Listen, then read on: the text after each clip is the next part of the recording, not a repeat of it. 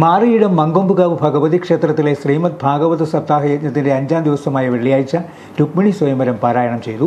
ഇതോടനുബന്ധിച്ച് നടന്ന രുക്മിണി സ്വയംവര ഘോഷയാത്രയിൽ നിരവധി ഭക്തർ പങ്കെടുത്തു. യജ്ഞാചാര്യൻ തുറവൂർ മഹി പി ആചാരി പ്രഭാഷണം നടത്തി. യാത്രയുടെ ഉദ്ദേശം എന്താണെന്ന് ആ ബ്രാഹ്മണനോട് ഭഗവാൻ ചോദിച്ചപ്പോൾ ബ്രാഹ്മണൻ പറഞ്ഞു, ഞാൻ ഇത് തരുവാൻ ഒരു കല്യാണക്കുറി തരുവാൻ വേണ്ടി വന്നതാണ്. അപ്പൊ ഭഗവാൻ പറഞ്ഞു, അതൊക്കെ ചേട്ടന്റെ ഡിപ്പാർട്ട്മെന്റ് ആണ്. കാരണം എന്താ, ഇവിടെ ചേട്ടനാണ് എല്ലാ കാര്യങ്ങളും നോക്കുന്നത്. കാരണവ സ്ഥാനത്ത് നിൽക്കുന്നത് എന്റെ ചേട്ടനാണ്. അതുകൊണ്ട് ചേട്ടനാണ് ഈ കാര്യങ്ങളെല്ലാം ചെയ്യുന്നത്. അതുകൊണ്ട് ബലഭദ്രസ്വാമിയായ ചേട്ടന്റെ കയ്യിൽ ഏൽപ്പിച്ചോളൂ. അല്ല, ഇത് ചേട്ടന്റെ കയ്യിൽ ഏൽപ്പിച്ചാലാകെ കുഴപ്പമാകും. കാരണം എന്താ, ബ്രാഹ്മണന്റെ കയ്യില് കൊടുത്തുവിട്ടിരിക്കുന്നത് ആരാണ്? രുക്മിണി ദേവിയാണ് പ്രേമലേഖനം കൊടുത്തുവിട്ടിരിക്കുന്നത്.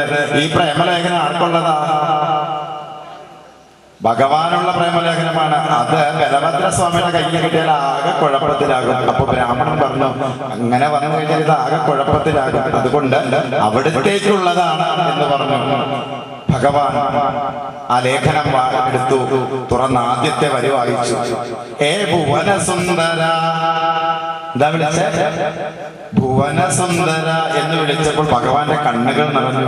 ഭഗവാൻ ആകപ്പാടെ എന്തെന്നില്ലാത്ത സന്തോഷം. കാരണം എന്താ, ഈ ഭുവനത്തിന് നായകനായ ഭഗവാനോട് ഭുവന സുന്ദര എന്ന് രുക്മിണി ആദ്യം തന്നെ എഴുതി വെച്ചിരിക്കുന്നു. സർവൈശ്വര്യ പൂജയും പ്രഭാഷണവും നടന്നു.